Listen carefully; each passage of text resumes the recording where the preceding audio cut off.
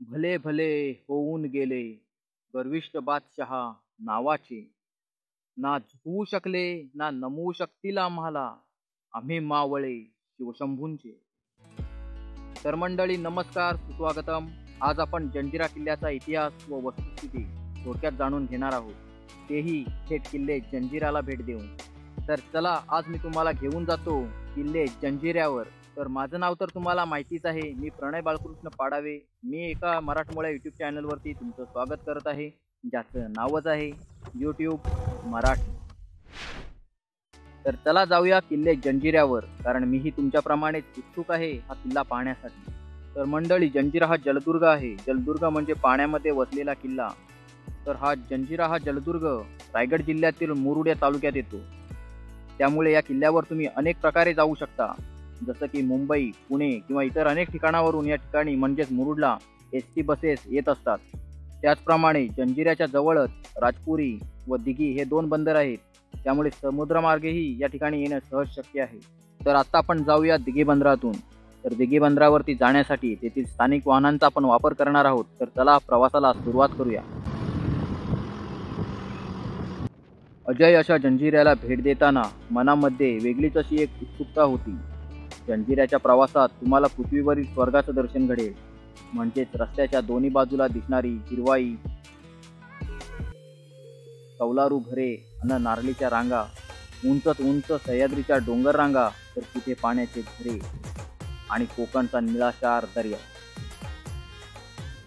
तर आत्ताच आपण पोहोचलो आहोत दिघी पोर्टला, म्हणजेच दिघी बंदरावरती. हे आहे दिघीचा समुद्र. तर चला पाहूया किल्ल्यावर जाण्यासाठी काय व्यवस्था आहे इथून. तर आत्ताच आम्ही रिक्षा थांबवून एका स्थानिकाला विचारलं होतं जंजिरा किल्ल्यावर जाण्यासाठी घोड्यांबद्दल. तर त्यांनी सांगितलं की एक विशेष व्यावसायिक लोक आहेत मुस्लिम धर्माचे, जे पूर्ण जंजिरा पर्यटनाचा व्यवसाय पाहतात. तर पाहूया तिकीट घर कुठे आहे ते, आणि तिकीट काढून घेऊया आपण.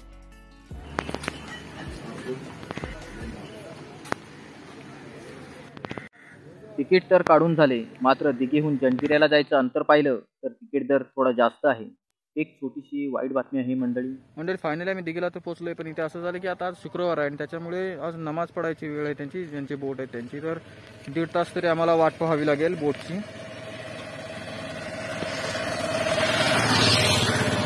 1.5 तास बोटची वाट पाहावी लागेल. 1.5 तासानंतरच आम्ही तिथे जाऊ शकतो, त्याच्यामुळे उशीर होईल. पाहूया किती वाजेपर्यंत पोहोचतोय जंजिऱ्याला. तर चला, सध्या तर आता तोपर्यंत जेवण वगैरे उरकून घेतो, नंतर आपण भेटूच. जाऊया लवकरच जंजिऱ्याला. जास्त वेळ तर नाही मिळणार आपल्याला, तरीही जेवढं वेळ मिळेल तेवढं मिळेल. तर मित्रांनो, आता आपण आलो आहे दिघी पोर्टला.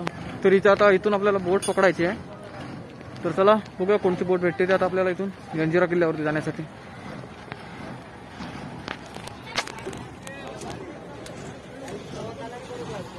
दिघी पोर्ट.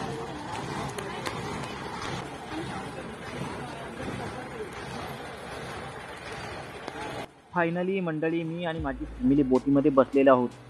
आतुरता आहे इथे बोटीत बसलेल्या सर्वांनाच तिथे जंजिरा पाहण्याची. ज्यात राज्य तर सिद्धी करत होते, मात्र त्यांवरती कायमचं वचक मराठ्यांचं राहिलं होतं.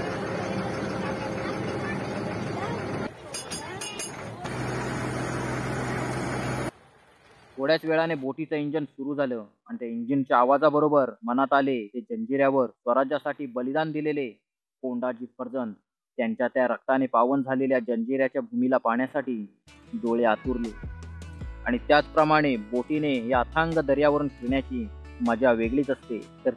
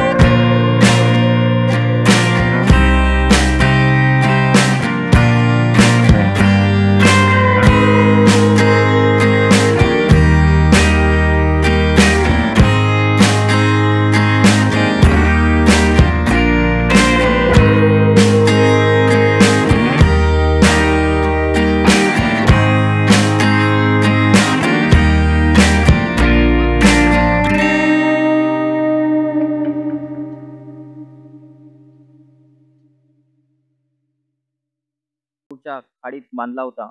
या रामपाटलाचा काटा काढण्यासाठी निजामशहाने फिरम खान नावाच्या सरदाराला पाठविले होते. फिरम खानाने मेढकोटाच्या आजूबाजूला गलबते लावली आणि रामपाटलाला मैत्रीचा हात दाखवून मेढकोटेमध्ये प्रवेश केला. त्यानंतर फिरम खानाने रामपाटलांसोबत दगा केला. रामपाटलाला आणि त्यांच्या इतर कोळी बांधवांना दारू पाजून बेहोश केले व मेढकोट आपल्या ताब्यात घेतला.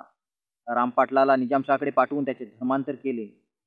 1567 मध्ये हुसेन निजामशहाच्या हुकमाने लाकडी मेढकोटाऐवजी दगडी कोट बांधण्यास सुरुवात केली गेली आणि हे काम इसवी सन 1571 पर्यंत झाले आणि हा दगडी कोट किल्ले मेहरूब नावाने ओळखला जाऊ लागला. तोच हा किल्ले जंजिरा. पण हा माणूस काय सांगतोय ते पहा.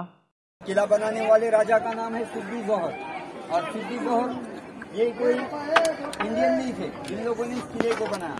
ये अफ्रीकन हबशी लोग थे. जहाँ पर वो लोग व्यापार करने के लिए आते थे. गरम मसाला लौंग इलायची का व्यापार करते थे. जाते वक्त में समाधि के ऊपर फूलों की माला चढ़ा के चले जाते थे. एक वक्त आके समंदर में तूफान हो गया और किला बनाने से पहले यहाँ पर एक पत्थर का बहुत बड़ा आइलैंड था. तो ये लोगों ने यहाँ पर जो रहने वाले लोग थे टापू के ऊपर ये लोगों से जगह खरीद के इस किले का बांधकाम शुरू किया 1118 में और 1140 में ये किला टोटल बना के तैयार हो गया. किले को बनाने में टोटल 22 साल लगे. त्यामुळे कृपया माझी एक विनंती आहे की अशा कोणत्याही ऐतिहासिक ठिकाणी जाण्याआधी त्या ठिकाणचा इतिहास थोडाफार तरी स्वतःहून पडताळून पहा, म्हणजे चुकीच्या माहितीला तुम्ही बळी पडणार नाही. मंडळी, या किल्ल्याचं सर्वात मोठं वैशिष्ट्य म्हणजे याचा जो एकच प्रवेशद्वार आहे आणि तो प्रवेशद्वार तुम्हाला त्याच्या एकदम पुढ्यात गेल्याशिवाय दिसत नाही. दुरून हा तुम्हाला एक पूर्णपणे एक दगडी कोट दिसतो. असं या किल्ल्याच्या दरवाजाचं बांधकाम केलेलं आहे. तर चला, मी आता किल्ल्यात प्रवेश करत आहे. मोजक्याच बोट फुटत असल्याने किल्ल्याच्या दरवाजात खूप गर्दी आहे आणि भरतीमुळे पायऱ्याही गुळगुळीत आहेत. त्यामुळे व्हिडिओ काढणं शक्य नव्हतं. त्यामुळे येताना आपण येथील नजारा पाहूया.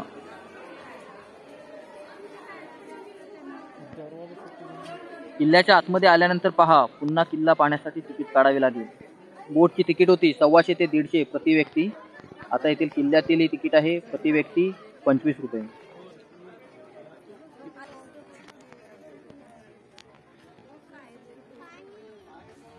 पण असो, इथे पहा, मुख्य दरवाजावर म्हणजे आता आपण आत आलो त्या दरवाजावर हा आहे नगारखाना. शत्रूची चावल लागताच नगारा वाजवून सर्वांना सावध केले जाईल. तर किल्ल्यामध्ये शिरल्यापासून ते तुम्हाला अशा बऱ्याचशा गल्ल्या दिसतील ज्या सर्व बुरुजांकडे जातात. तिथून थोडं पुढे आल्यावर तुम्हाला एक चांगल्या परिस्थितीत एक छोटी खोली दिसते.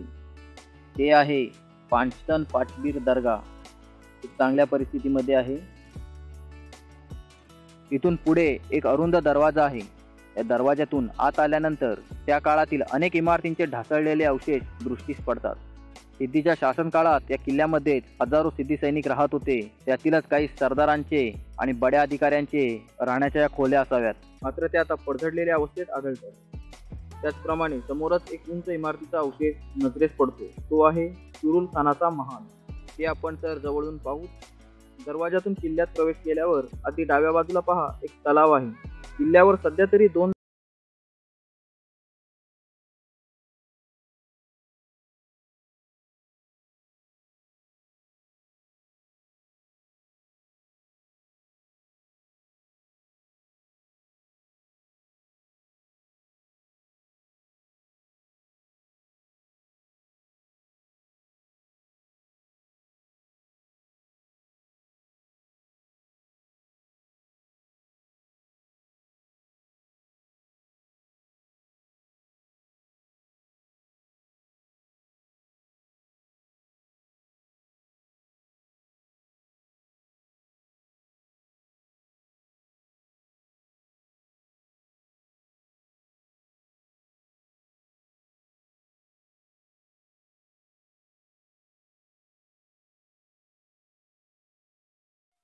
त्या बुरुजावरून खालील मुख्य प्रवेशद्वार आपल्याला दिसत आहे, जिथून आपण आत आलो होतो.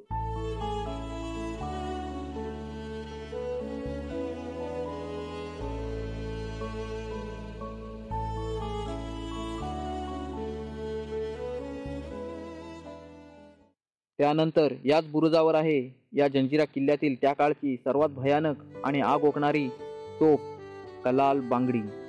कोंडाजी फर्जंद यांनी किल्ला जंजिऱ्यावरील क्रूर सिद्धीचं शासन संपविण्यासाठी गनिमी कावा आखून छत्रपती संभाजी महाराजांच्या आदेशानुसार नरवीर कोंडाजी फर्जंद यांनी जंजिऱ्याच्या सिद्धीजवळ हातमिळवणी केली.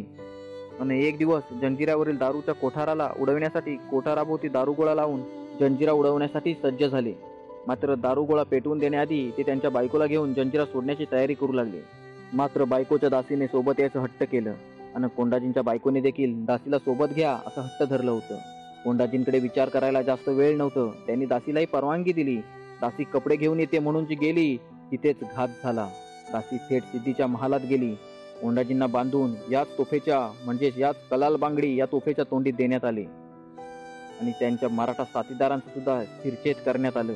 त्यांच्या बलिदानाची साक्ष असलेला हा किल्ला जंजिरा. किल्ला पाहायला वेळ कमी असल्याने थोडक्यात मी ही माहिती तुम्हाला दिली आहे. यावर तुमच्यासाठी सविस्तर व्हिडिओ नक्कीच घेऊन येईन.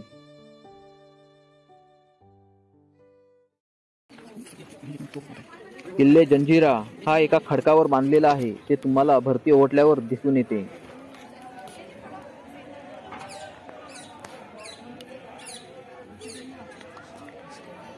जंजिरा किल्ल्याच्या अजय राहण्याचं सर्वात मोठं कारण म्हणजे जंजिरा किल्ल्याची रुंद आणि मजबूत तटबंदी आणि सर्वात मोठी विशेषतः म्हणजे तोफखाना.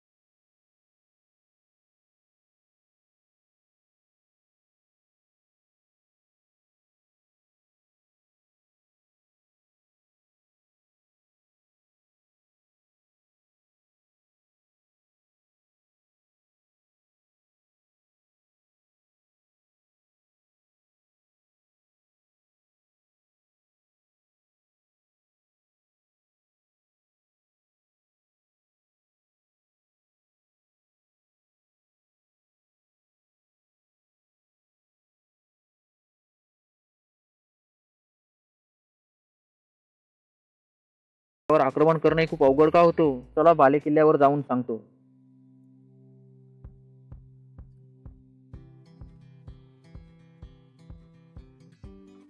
हे पहा, बालेकिल्ल्यावरून जर तुम्ही जंजिऱ्याच्या चौफेर नजर फिरवली तर तुम्हाला समजेल की जंजिऱ्यालगतचा चारही बाजूचा परिसर समुद्रातून येणारं जाणारं किंवा पार पलीकडच्या डोंगरातून जरी शत्रू येत असेल तरी त्याला इथून पाहता येत असे. आणि या जलदुर्गापर्यंत पोहोचण्यासाठी ह्या समुद्राचा भाग ओलांडण्याआधीच 50-100 तोफांनी, बाणांनी आणि इतर शस्त्रांनी त्यावर हल्ला करण्यात येईल. तर मित्रांनो, आता आपण जाऊन पाहूया तो रसूल खानाचा महाल. त्या महालाच्या दारातही जाण्यासारखं नाही आहे. संपूर्णपणे गवत झाडाने भरलेला आहे. महाल नक्की किती मजली आहे, आत कसा आहे, काही दिसत नाही. त्या महालाच्या डाव्या बाजूला महादेवाचं मंदिरही आहे. तर आपली 45 मिनिटं संपत आलेली आहेत. आपण पटकन परतीची बोट गाठूया. बाहेर आल्यानंतर पहा, येतेवेळी बहुतेक भरतीची वेळ होती, कारण तेव्हा समुद्राचं पाणी किल्ल्याच्या दुसऱ्या किंवा तिसऱ्या पायरीजवळ होतं आणि तेथे थेट बोट लागली होती. आणि आता बोट पकडण्यासाठी 50 पावलं तरी चालत जावं लागतं.